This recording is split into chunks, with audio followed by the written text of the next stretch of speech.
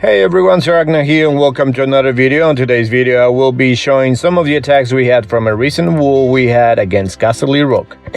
Last time we faced them we ended up losing a 22nd war win streak. The war was close, we lost 101 to 103 on a 40 versus 40 war. We didn't have our full roster then, but we still lost. So we are now back on a 22 war win streak.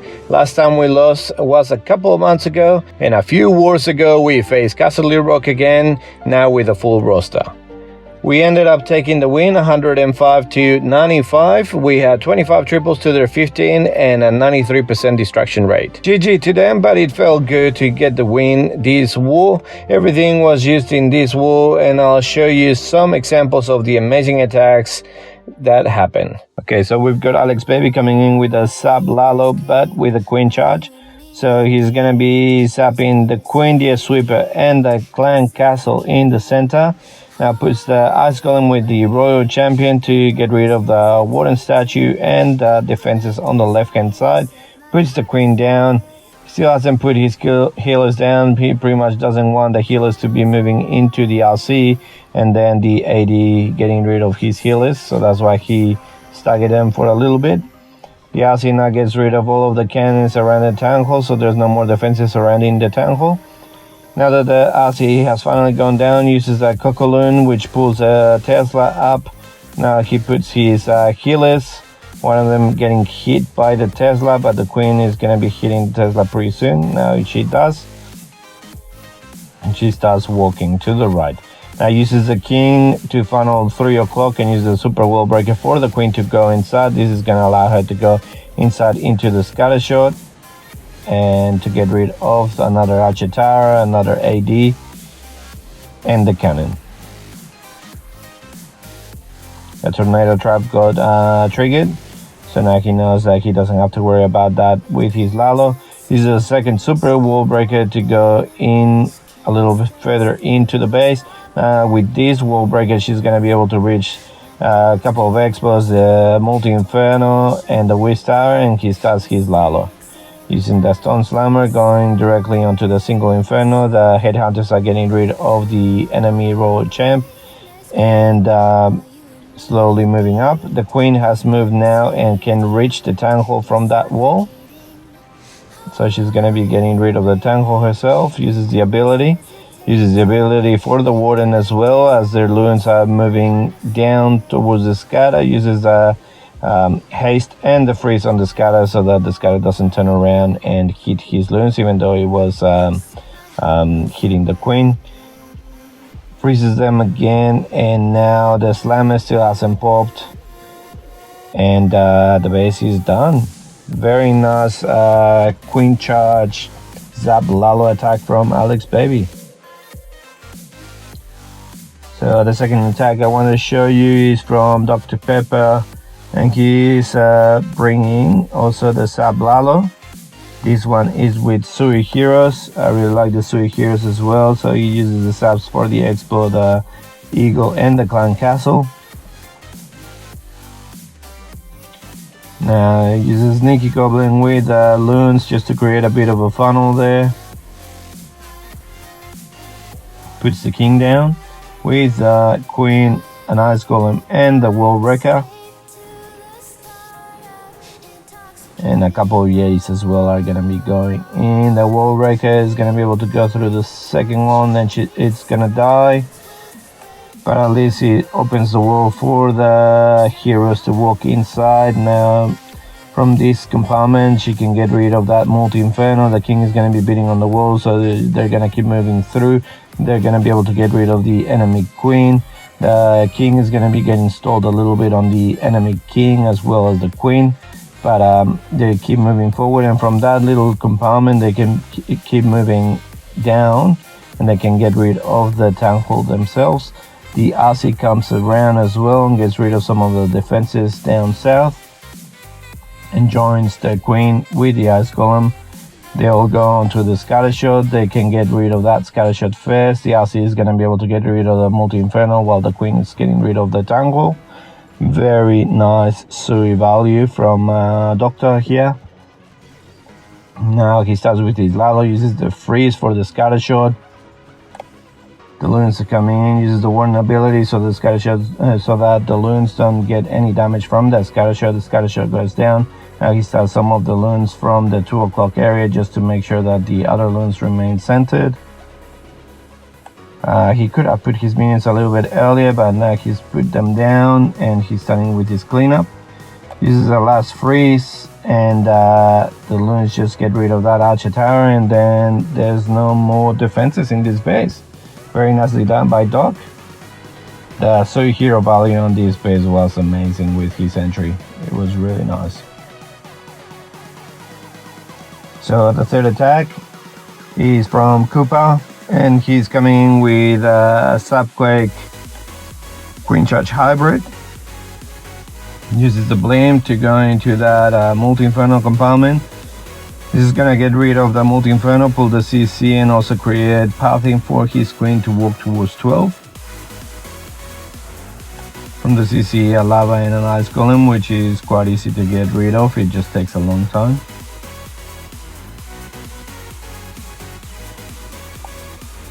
So he puts a few loons and a baby drag just to get rid of some of the trash buildings at 12. His idea is to wall break into the scatter shot to be able to get rid of that RC and the scatter shot. And then as you can see, he also is bringing 1 jump. He only has 1 heal for his hybrid, which is pretty amazing. Here comes a super wall breaker. The queen gets rid of the enemy RC, and the queen now is going to be able to walk inside once she gets rid of these skellies. As you can see, he also quaked the center, damaging the queen a little bit as well, and that also creates really nice pathing for his hybrid. As you can see, now he puts the jump, so the queen is going to be able to go in and get the eagle, and she's going to be able to continue further south, get rid of the king and the scatter shot. So now he puts the king around 330 to send his hybrid from 230 all the way in, and they're going to be going in a straight line towards the town hall.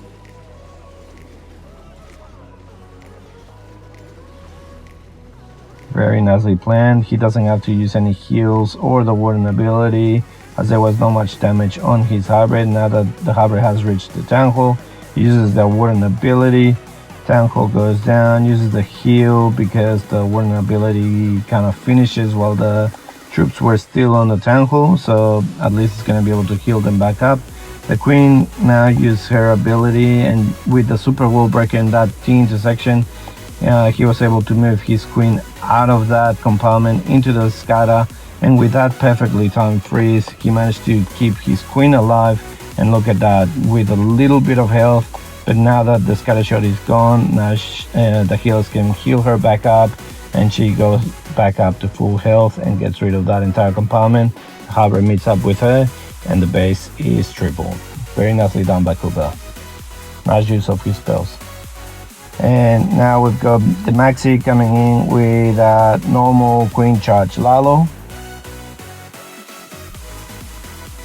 So he uses the blame for the multi-inferno compartment. Again, is to pull the CC, get rid of the multi-inferno, and to create pathing for the queen. Uses the baby dragon to just get rid of the trash buildings on the outside. Puts the poison down just on time for the headhunters to die without having to use your queen ability.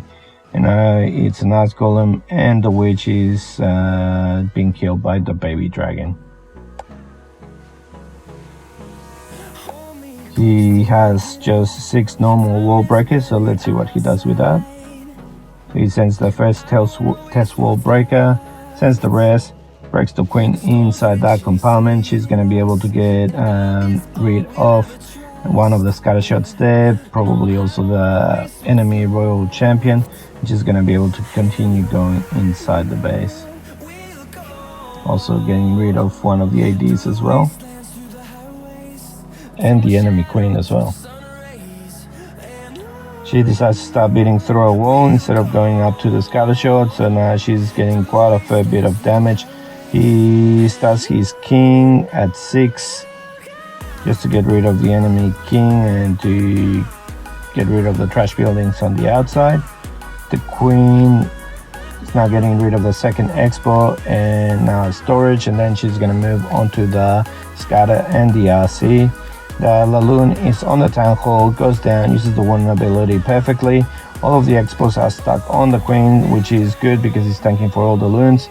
Uses that freeze perfectly on the AD, the Whiz Tower and the scatter shot. Uses the second freeze again. All the loons get to the scatter shot, they get rid of it. Now they're going on to that multi-inferno.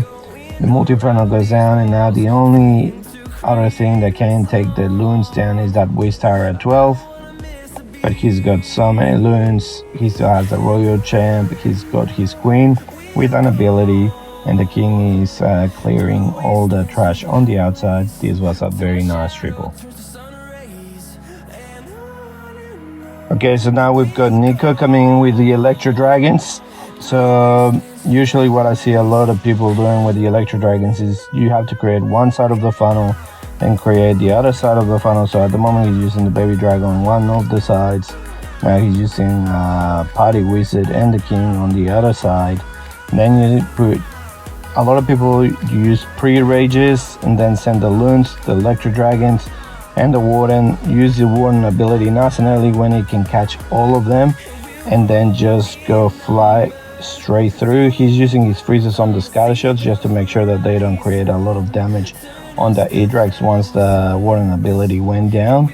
And pretty much you do that in an area where there's quite compacted with a lot of damage. Now if the edrags get rid of that area, then they just can fly freely through the entire rest of the base. They don't need any rages, they don't need any warden ability, nothing like that. So that's why a lot of people that use edrags, that's what they usually do. And as you can see, pretty much most of the base is gone. Only the enemy queen is still standing up there. The ice golem from the CC is stalling our queen, but she still has her ability. The edrags killed the queen, and now it's just Tesla's the only thing that can, well, one Tesla that can target the edrags. They're not gonna get targeted. This is a triple, very nicely done by Neko.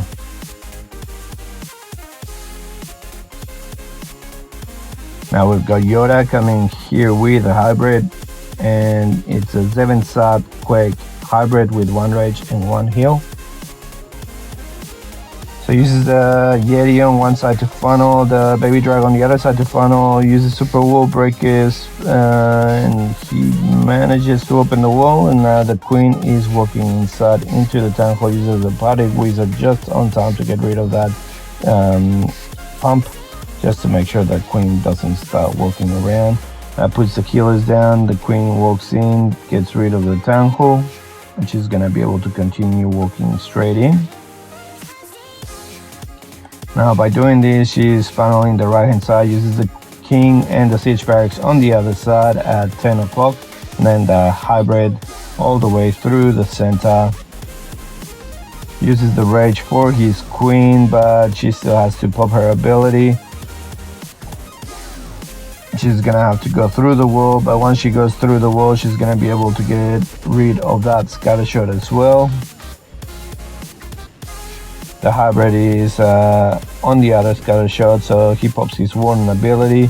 Queen getting rid of the scatter shot, the hybrid getting rid of the other scatter shot. As hawks from the siege barracks come out, they're gonna be joining the main push, going all the way through to the inferno. He still has 1 freeze that he can keep for either this single inferno that is targeting his queen, or for the other single inferno if he targets his royal champ. So he decided not to use it for his queen, so I think he's just saving it just in case the royal champ needs it. This is a RC ability. In the end, she didn't need it, so probably he could have used it there to save his queen, but he decided that in case that he needed it for his royal champ, he preferred to keep that freeze in the bag just in case. Very nicely done by Yoda. And finally we've got Mo coming in here with a Yeti smash. he only has one jump, and he also has a heal. So he starts his wooden walk at 3 o'clock.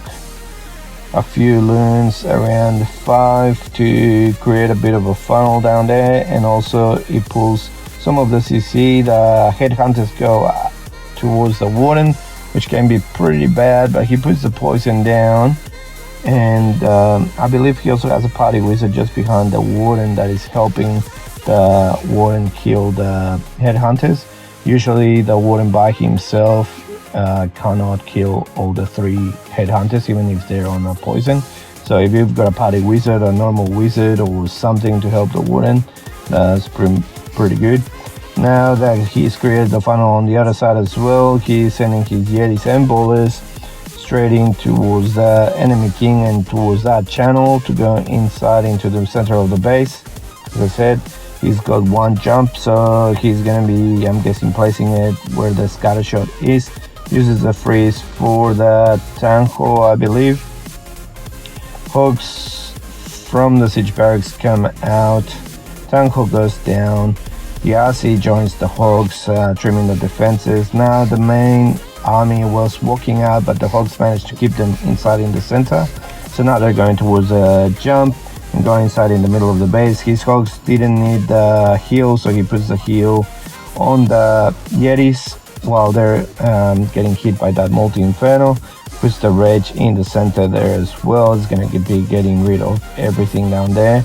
He still has his queen ability, and the queen with a few of the yetis are still in the center, so they're gonna be able to get rid of some of the inner defenses. All of his healers are still alive. The queen is just shooting at everything. Thankfully, well, now the healers are on one of the yetis, but they swing around to the queen, and now they're trying to heal the warden. Uses the queen ability, gets rid of the Whiz Tower, gets rid of the Archer Tower. They're gonna be hitting the Eagle last, which is not usually what you want to do, but this time around it did work for Mo, so very well done. Well, that's it from me. Hope you enjoyed the video, and as always, if you did, click the like button, subscribe to the channel, and I'll see you next time with more Clash. See ya.